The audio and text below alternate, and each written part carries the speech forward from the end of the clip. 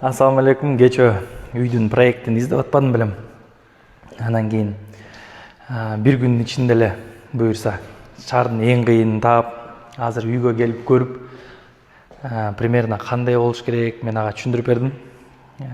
Вот такой хочу, именно мындай кухнясы менен, мондай второй свети менен, ылдый жагында родительский спальня, үстү жагында детскийлер менен, короче, ушундай болуш керек деп айтып берсем, медери болсо сразу готовый проект алып келип берди да.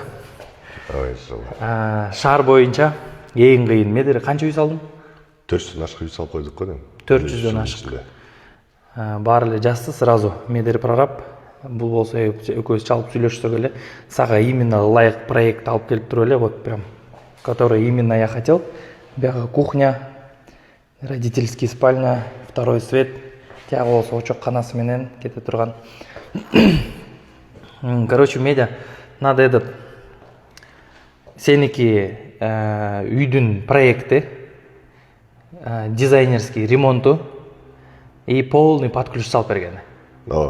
Короче, документтерге чейин бүтүрүп. Документтерге чейин. Короче, собственник приходит, просто вот такой смеситель выбирает, мондай мебель тандайт, анан кийин стиральный машина, там газ плита черный болобу, ак болобу деп. Калгандарды өзү саласыз, өзү сап киребиз. Эч киришпейсиз да. Классно, молодец. Буюрса, проект жакты мага. Ушундай үй салабызбы? Ак сууга, Караколго. Иншалла. Кудайым буюрса, Все, классно. Кимге үй керек болсо, проект керек болсо, дизайнерский ремонт. Короче, под ключта полный. Участогыңарды көргөзөсүңөр, проектин тандайсыңар дагы и кетти. Салып баштайсыңар. Буюрса дом мечты. Классно. Сон медианын номерин указывать этип коем азыр. Все, кетти.